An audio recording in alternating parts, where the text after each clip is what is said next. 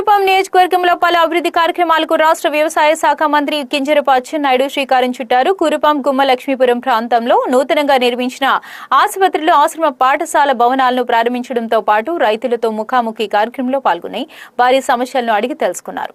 ముందుగా కురుపాంలో నూతనంగా ఏర్పాటు చేసిన 50 పడకల ఆసుపత్రిని మంత్రి అచ్చెన్నాయుడు ప్రారంభించారు. అనంతరం దురిబిలి గ్రామంలో నిర్వహించిన రైతులతో ముఖాముఖి కార్యక్రమంలో పాల్గొని వ్యవసాయ రంగానికి సంబంధించిన సమస్యలు, అవసరాలను రైతులను అడిగి తెలుసుకున్నారు. అనంతరం గుమ్మ లక్ష్మీపురంలో నాబార్డ్ నిధులతో 8.95 కోట్ల వ్యయంతో నిర్మించిన 50 పడకల ఆసుపత్రిని మంత్రి ప్రారంభించారు.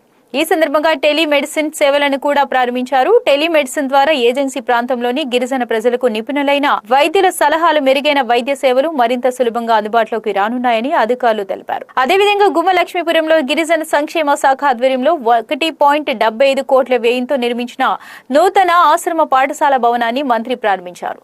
ఈ సందర్భంగా మంత్రి అచ్చెన్నాయుడు మాట్లాడుతూ ఏజెన్సీ ప్రాంతంలోని గిరిజన ప్రజలకు మెరుగైన వైద్య సేవలు అందించాలనే లక్ష్యంతో 50 పడకల ఆసుపత్రులను అందుబాటులోకి తీసుకొచ్చినట్టు తెలిపారు.